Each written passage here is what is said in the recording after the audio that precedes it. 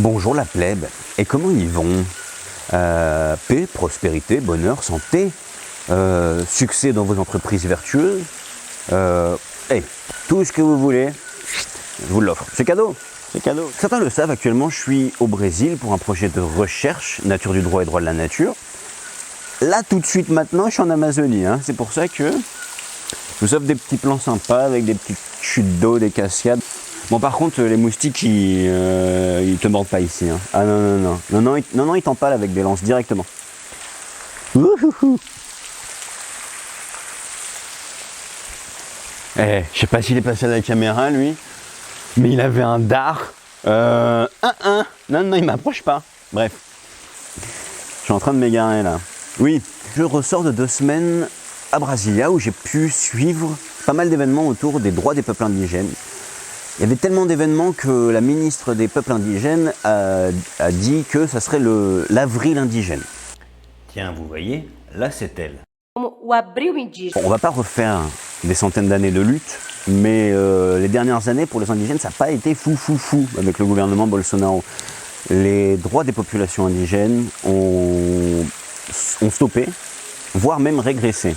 Tiens, le beau gosse que vous voyez là, c'est Marcelo Xavier. Il a été mis à la présidence de la Fondation nationale des populations indigènes, la FUNAI, qui est un organisme public chargé de mettre en application les politiques et droits reconnus aux autochtones dans la constitution brésilienne de 1988. Il a été mis là par Bolsonaro, et sa petite spécificité, c'est que cet ancien policier fédéral était profondément anti-indigène. Il a été remplacé par Joênia Wapichana, qui elle est plutôt du côté des indigènes, en étant elle-même une. Avec le nouveau gouvernement de Lula, va y avoir pas mal de changements en devenir, je pense. C'est d'ailleurs pour ça que je voulais faire cette vidéo, parce que dans ces temps un petit peu obscurs, une petite lueur d'espoir de temps en temps, ça fait du bien. Déjà, première chose, il a créé le ministère des peuples indigènes, avec comme ministre des peuples indigènes, Sonia Guajajara. Voilà, je vous la remonte quand même au cas où, mais ce qui est intéressant de noter, c'est qu'au moment de la création des ministères des peuples indigènes, la FUNAI, qui était anciennement sous l'autorité du ministre de l'Intérieur, passe sous l'autorité du ministre des populations indigènes. En plus, il a promis de démarquer les terres indigènes, ou de signer les décrets plutôt, parce que les démarcations, c'est quelque chose qui met du temps pour savoir quelle est la partie que les populations occupent, dans quelle partie ils chassent, dans quelle partie ils cueillent, dans quelle partie, etc., etc. Donc ça prend très longtemps, mais pour vous donner une idée, il y a une démarcation qui a été faite en Amazonie, ça a mis 20 ans. Par contre, les démarcations, c'est la taille du Portugal, quoi. Donc j'ai eu pas mal de discussions autour de la démarcation des terres, parce que malgré tout, je leur demandais, c'est les démarcations administratives, créer des frontières invisibles, c'est plutôt un truc de blanc, ça, à l'origine, non? Vous êtes sûr que c'est là qu'il faut aller? Et globalement, les discussions, c'était que non, en fait. C'est pas par là qu'il faut aller, mais c'est un palliatif. Il faut prendre des textes de loi le temps que notre conscience collective, elle change. Et je suis vachement d'accord avec ça, en fait. Moi, je pense que le monde va changer quand 51% des gens vont changer. Je suis en train de me perdre encore, là. Raphaël, concentration. C'est beau, quand même. Avant le commencement de cet avril indigène, le président Lula a fait une demande de retrait le 31 mars. 31 mars ? Oui. Donc ce projet de loi visait à libérer l'exploitation minière, la production d'énergie hydroélectrique, l'exploration pétrolière et gazière ainsi que l'agriculture à grande échelle dans les terres indigènes, sans garantir que les habitants des territoires ancestraux auraient le pouvoir de décider de l'avenir de leur communauté. Ce qui, pour la présidente de la FUNAI, Joênia Wapichana, représentait une violation des droits constitutionnels de ces communautés. Parce que au Brésil, les communautés indigènes ont des droits constitutionnels particuliers. L'idée dans la Constitution, et c'est disposé au titre 8, si on a que ça intéresse d'aller voir, c'est que les peuples indigènes ont des droits particuliers, qu'ils appellent des droits d'origine, qu'ils disposent de par leur présence sur les terres avant la création de l'État brésilien. Donc les plus connus de ces droits, c'est les droits à la terre, qui est un droit foncier reconnu au collectif et non pas à l'individu, qui existe indépendamment de la reconnaissance faite ou non par l'État brésilien. Le droit à la différence, c'est-à-dire la reconnaissance de leur mode d'organisation sociale, culturelle et de leur langue, et le droit de mener une vie isolée. Donc je vous laisse imaginer que ce petit projet de loi qui visait à ouvrir les terres à l'exploitation minière, agricole, tout ça, notamment dans les terres indigènes, c'était un peu contre les droits reconnus par la Constitution. Donc je précise aussi ici tout de suite, dans la Constitution, on va voir marqué Indio, les Indiens. Mais on est en train de voir un changement de terminologie et je suis pour, voilà, je vous le dis, pour 2 raisons. Déjà parce que c'est presque raciste de parler d'Indiens. En gros, Cricri Colombe, il est arrivé, il a fait « Ah, mais c'est les Indes !» Donc ça, c'est les Indiens. Non, non, monsieur, c'est un autre truc. On va appeler ça l'Amérique. Ah, bah, on va appeler ça les Indiens d'Amérique. Et autre chose, c'est que c'est très réducteur pour ces populations, en fait. Parce que, ne serait-ce qu'au Brésil, je crois que c'est 387 communautés différentes, avec leur langage, avec leur culture, leur tradition. Donc parler des Indiens en règle générale, c'est très réducteur pour eux. Au Brésil, tout ça est en train de changer d'ailleurs. Comme je vous ai dit, il y a maintenant un ministère des populations indigènes. La FUNAI, qui est la Fondation nationale des peuples indigènes, s'appelait avant la Fondation nationale des Indiens. Et pareil, il y a un jour ici qui est le 19 avril, où avant c'était le jour des Indiens, maintenant c'est le jour des populations indigènes. Donc la terminologie a changé ici et je vous invite à faire pareil. Il y a plein d'autres termes qui existent pour représenter ces populations. On peut parler de peuple autochtone, peuple premier, indigène. Moi personnellement, je préfère autochtone et peuple indigène. Pourquoi ? C'est pour l'étymologie même des mots. Indigène, c'est de hindou et de Jena, qui est né dans. Donc c'est quelqu'un qui est originaire du pays et des terres dans lesquelles il vient.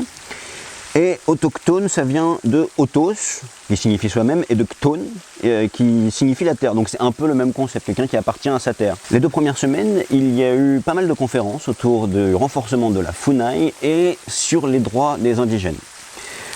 Ça s'est un peu clôturé donc le 19 avril pour la journée nationale des peuples indigènes, où la présidente de la FUNAI, Joyini Wapishan, et la ministre des peuples indigènes, Sonia Guajajar, ont signé ensemble les décrets d'homologation qui doivent maintenant aller jusqu'au président Lula, qui doit les signer pour les renvoyer directement à la FUNAI pour les mettre en application. Je pense qu'il va y avoir des évolutions, des améliorations, justement avec la présence de ces présidentes de la FUNAI indigènes et cette première ministre indigène aussi. Parce que du coup, il y a un rapport entre elles qui est assez bon, ça va vite. La preuve, là, c'est qu'elles ont signé toutes les 2. Et du coup, la première ministre va pouvoir donner le document à Lula. Donc ensuite, il y a eu l'ATL. L'ATL qui est Acampamento das Terras Livres. C'est une sorte de campement qui se passe à Brasilia tous les ans, depuis 2009, je ne sais plus. C'était très intéressant. J'ai trouvé que les populations indigènes abordaient des sujets assez clés en fait. Alors le premier jour, il a été consacré à une déclaration d'urgence climatique par les populations indigènes. Bon, on ne va pas revenir dessus, je pense qu'on en reviendra largement assez dessus dans d'autres vidéos, hein, parce que c'est ma passion, voilà. Le climat, c'est ma passion. Le deuxième jour, il a été accordé aux femmes indigènes. Et j'ai trouvé ce jour très intéressant parce que le sujet n'était pas traité exactement comme en France. Il y avait des propos un peu plus biologisants, un peu plus genrés, qui pourraient peut-être déplaire à certaines féministes. Mais d'un autre côté, il y avait une acceptation beaucoup plus grande de la part des hommes, des revendications, voire même une volonté de faire place, de laisser leur place. Là, c'est Webe Tapeba, assez influent dans les peuples indigènes. Et il a dit quelque chose qui m'intéressait, c'est que même si un président d'association ou autre a fait 1, 2, 3 mandats et que ces mandats étaient bons, le prochain mandat, pour bien faire, devrait être occupé par une femme. Parce qu'on a besoin de changement. Effectivement, je pense que la balance ayant beaucoup plus penché du côté des hommes, il serait bon qu'elle penche un peu plus du côté des femmes, au moins le temps que nous trouvions un équilibre. Et puis en même temps, il y a aussi une autre urgence chez eux que pour nous, c'est que là-bas, les femmes sont les premières victimes de viols, de violences, de meurtres. Oui, je sais, en France aussi, mais là on parle d'une autre échelle. Là on parle de tuer des femmes pour pas qu'elles donnent d'enfants, pour que des gens puissent continuer à exploiter les terres. C'est tous les jours, non peut-être pas tous les jours, mais c'est très très régulier. Et là elles sont là, elles sont présentes, les guerrières là elles sont là, elles prennent leur place, elles revendiquent leur place. D'ailleurs là je voulais adresser un petit message aux garçons, même pas que forcément aux garçons, mais en fait c'est pas que ça serait simple. Le moustique. En fait, c'est pas que ça serait sympa de laisser un peu de place aux femmes, c'est qu'on en a besoin en fait. Comme j'ai dit tout à l'heure, moi je pense que la société va changer quand il y aura 51% de gens dans la même direction. Donc on peut pas se cacher, on peut pas s'enlever en fait 50% de la population. Là, je parle pas d'une égalité, d'une parité, où est-ce qu'on va mettre genre des femmes ministres de trucs dont on se fout, ou des trucs où on a l'habitude de voir des femmes, genre dans le Caire, là, ministre de l'enfance et des trucs comme ça. Non, là, je parle vraiment d'un pied d'équité. Je suis encore en train de me perdre, c'est pas grave. Je pense que, bon, ça c'est une construction sociale, peut-être que les femmes sont plus dans l'écoute, hein, parce qu'on les a forcées, entre guillemets, à être dans l'écoute pendant des centaines d'années. Mais pour moi, l'écoute, c'est une des qualités les plus importantes. Hein, je ne vais pas vous faire un cours de Bible, mais voilà, on a 2 oreilles, on a 2 yeux, mais on a une seule bouche. Hein. On écoute 2 fois plus qu'on parle normalement. L'écoute, c'est nécessaire pour plein de trucs. Alors les gars, oui, j'ai changé de plan, j'avais plus de batterie, mais vous inquiétez pas, il y a encore plus de moustiques ici. Oh. Vous allez arrêter, hein. S'il vous plaît, laissez-moi 2 minutes. Un monde patriarcal fait par des hommes, majoritairement pour des hommes, c'est voué à l'échec, par explosion ou par inactivité. Et les fourmis rouges, elles vont pas s'y mettre là. Non, les fourmis rouges, les fourmis ici, mais vous vous rendez pas compte les gens. Hein. Il y en a, elles font la taille de 2 de mes phalanges. Il y en a, je les ai vus s'entraîner au karaté. Bon, là j'exagère peut-être un peu. Donc pour de vrai, frérot. Soit tu as développé des qualités dites féminines, écoute, bienveillance, ce genre de trucs. Soit il y a des combats et des luttes pour lesquelles tu veux vraiment agir. Soit tu fermes ta race et tu bouges tes grands morts. Voilà, ça c'est ma petite proposition, c'est comme ça, c'est cadeau. Oh non, va-t'en. T'es agressive en plus. Je suis désolé, je sais pas pourquoi, mais dans ma tête, mouillé, je me fais moins hagra. Alors, le soir, c'était intéressant aussi parce que c'était une lutte LGBTQIA+, des indigènes. Et ça, déjà, moi, j'étais pas forcément au courant qu'il existait un mouvement LGBTQIA+, entre guillemets, réservé aux indigènes. Et en fait, c'est que j'ai trouvé aussi, c'est pareil, il y a eu beaucoup, j'ai vu l'ouverture, en fait. Le soir, c'était réservé à une soirée LGBTQIA+, spécialisée dans les indigènes.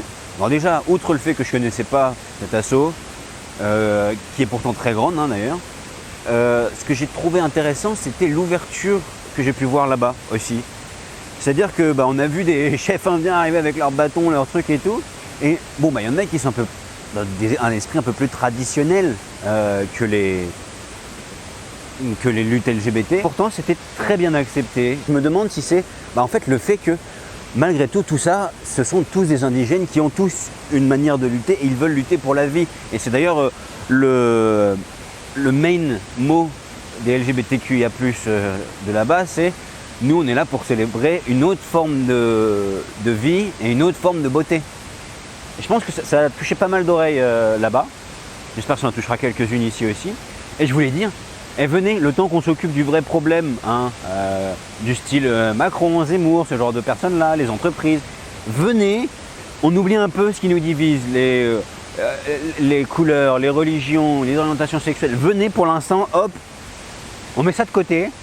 On reprendra la discussion plus tard si vous voulez. Là, on a d'autres trucs à faire en fait. Petite histoire que j'avais envie de vous partager aussi, c'est même pas une histoire d'ailleurs, c'est plus un mode de vie.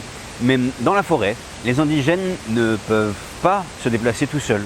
Ils sont obligés de se déplacer en groupe. Ils sont obligés de se déplacer en faisant du bruit pour faire peur aux gros prédateurs. Et là, dans ma petite tête de linotte, ça a commencé à cogiter. Il est vachement beau ce papillon. Dans ma petite tête, ça a commencé à cogiter. Je me dis, ouais, bon, ça c'est cool parce que ça justifie un petit peu notre nécessité à vivre en société.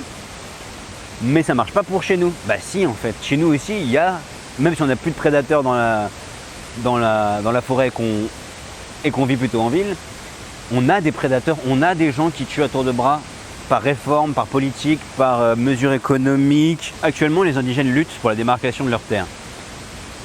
Pour que les entreprises puissent plus faire ce qu'elles veulent, pour qu'ils puissent élever leurs enfants décemment, etc. etc. Mais c'est pas toute leur lutte. C'est pour ça aussi que je fais cette vidéo, c'est parce que ce qui vise aussi, c'est à faire changer le droit, à faire évoluer les consciences vers une meilleure prise en compte de la nature. Alors, et si c'était pas un peu ce qui nous manquait? Et si nous avions été coupés de nos terres? Là, celle que vous voyez, c'est Leia Stats, une militante autochtone de la nation Maouk. Elle était présente à Sainte-Soline pour manifester, mais aussi pour donner son point de vue lors d'une conférence. Elle a dit quelque chose que j'ai trouvé très intéressant, c'est que pour elle, les autorités canadiennes ont fait exprès de séparer les jeunes Mohawks de leur père au moment de l'étude, c'est-à-dire que pour aller étudier, ils étaient envoyés très très loin de leur terre d'origine, et que ça avait été fait exprès justement à cause des malversations environnementales qui allaient avoir lieu, parce que dans les traditions et la culture Mohawk, il y a un lien sacré avec la terre, et que s'ils avaient gardé ce lien, nécessairement, ils se seraient battus pour la protection, notamment de l'eau. Bon, il y a des non-juristes qui vont regarder, j'imagine, mais cette division entre humain et nature, elle est encore très présente. C'est ce qu'on appelle la summa divisio en droit. Alors là, on va parler de la division sujet et objet. Mais qui c'est les sujets? C'est nous, ces entreprises, c'est l'État. Objet, c'est un arbre, tout ça. Voilà. Les sujets de droit ont des droits. Les objets de droit subissent le droit. Voilà, on va dire ça comme ça. C'est pareil dans la Bible. Chacun ses croyances. Hein. Je dis juste qu'au début de la Bible, l'homme est appelé à être propriétaire de la nature. Il y a peut-être des choses qui doivent évoluer, quoi. Je dis pas que tout est acheté dans la Bible, hein. Il y a des trucs très bien. D'ailleurs, je crois que j'en ai cité tout à l'heure. Bah, bref. Mais il y a peut-être des trucs à revoir. C'est bien beau dit comme ça, mais qu'est-ce qu'on fait? Ben, en fait, c'est simple. C'est par l'éducation. Hein. L'éducation en priorité des jeunes, bien sûr, parce que bah, c'est notre futur, mais c'est aussi notre présent. Et éducation des autres aussi. Hein. Alors, avec les jeunes, on fait preuve de pédagogie, on reste calme, on explique. Avec les vieux, je comprendrais que vous soyez... Les vieux, les gens plus âgés, je comprendrais que vous soyez un peu plus vénères. Et on peut se permettre quelques petits tacles de temps en temps. C'est pas le mieux, mais... Parce que rappelez-vous quand même que qu'importe la qualité de votre vin, si vous jetez le verre ou que vous le crachez à la figure de quelqu'un, il y a peu de chances qu'il soit très bien apprécié. Alors, reconnectons-nous à la Terre. Là, il y a beaucoup de lumière là. Reconnectons-nous à la Terre, reconnectons-nous entre nous, discutons, mais avançons aussi. L'ATL, c'est ça aussi. C'est l'opportunité pour des populations indigènes qui vivent très loin de se réunir, de parler politique ensemble. Des fois, ne serait-ce que pour sortir de la forêt, il faut un jour de marche. Hein. Et donc, il y a peut-être quelque chose à creuser pour nous aussi. Continuons de nous réunir. Continuons de faire des événements culturels, associatifs, tout ça. Sainte-Soline, on en a parlé aux médias, mais tout n'était pas vrai hein, de ce qui a été dit. Et il faut voir aussi tout ce qu'il y a eu après. À Mel le lendemain et le surlendemain, c'était de la sensibilisation, une sorte de convergence des luttes portée sur un peu dans le débat. Et ça aussi c'est important je pense pour nous. Autre chose qui me semble très important, c'est de décoloniser nos pensées, décoloniser l'écologie. Je ferai une vidéo spéciale sur le colonialisme environnemental et certainement sur le colonialisme de l'esprit, j'appelle ça. Quand on parle de philosophie, histoire et art, on pense souvent européano-centré. D'ailleurs, c'est une discussion que j'ai eue avec beaucoup d'entre eux. L'homme blanc est toujours présent en Amérique latine et dans beaucoup de continents. Je vais faire une vidéo spéciale sur le colonialisme. Ça, je crois que je vous l'ai dit. Je pense qu'on a du mal à se rendre compte à quel point le colonialisme est intégré dans nos sociétés, intégré à l'intérieur de nos pensées. D'ailleurs, c'est aussi un des objectifs de l'ATL, c'est de montrer leur culture, qu'il existe autre chose que la culture occidentale. Là, vous voyez, c'est des rituels matinaux. Et je pense qu'il nous manque un peu ça, les rites. Avec l'arrivée du catholicisme, les fêtes païennes des peuples qui sont dans nos origines ont disparu. Mais elles fêtaient les équinoxes, les saisons. Il y avait un lien fort avec la nature. Il faut vous rendre compte que l'homme blanc est encore très présent dans tous les continents et qu'il a imposé sa culture, sa manière de penser à beaucoup de peuples. Pour vous donner un exemple, l'Amazonie est majoritairement défrichée pour faire pousser du soja transgénique qui va nourrir nos bœufs, notamment ceux de McDo. D'ailleurs, on parle souvent du carbone, la réduction des gaz à effet de serre. Oui, bien sûr, ça fait partie de tout ça. Mais c'est pas que ça. Le carbone, c'est qu'une infime partie du problème.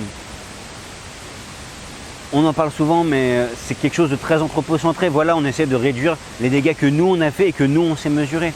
Mais il y a beaucoup d'autres choses à prendre en compte pour un environnement sain. Je me demande si je ne devrais pas leur raconter comment des entreprises font de la production intensive de bois, épuisant les nappes phréatiques, chassant des pauvres fermiers qui ne peuvent plus rien produire, vendent leur bois et arrivent encore à vendre des actions d'oxygène créées à des entreprises comme Total, histoire qu'elle ait le droit de polluer. Ah, ça peut peut-être faire trop après. Vous vous rendez pas compte du génocide que ça peut être pour certains? On rase votre forêt, on fait des grands champs de monoculture. Après, allez manger en ville comme tout le monde, avec le sucre, avec le gras. Le diabète est apparu chez les indigènes quand ils se sont mixés avec l'homme blanc, enfin avec les hommes non indigènes, parce qu'ils n'avaient pas forcément la connaissance des dangers du sucre, etc. etc. Et il y a pas mal qui maintenant doivent suivre des traitements à cause du diabète. Et là, on ne parle pas des autres maladies, c'est juste un exemple. La plupart, ils voulaient rester tranquilles chez eux, en fait.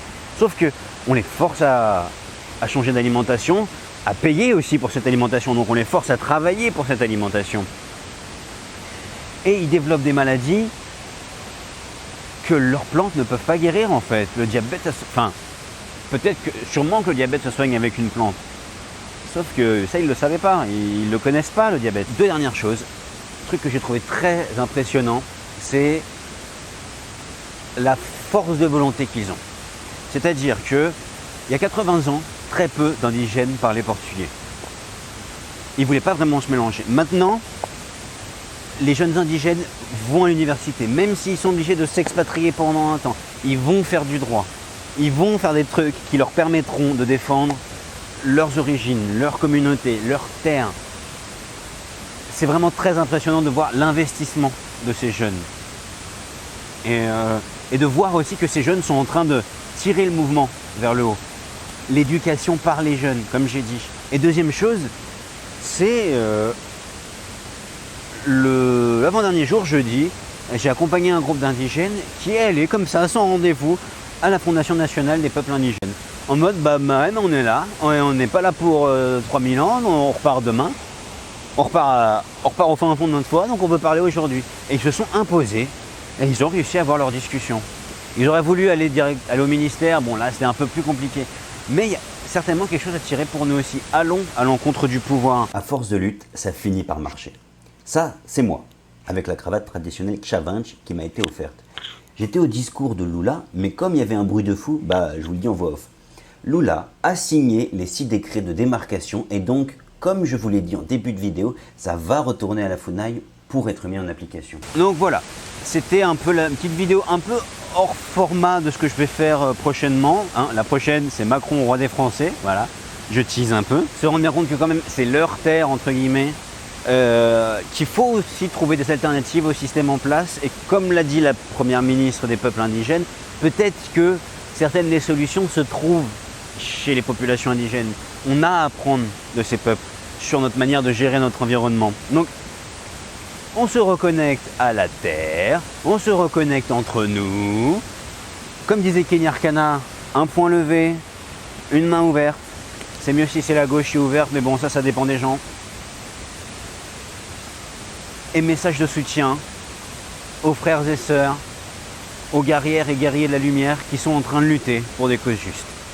Voilà, des bisous.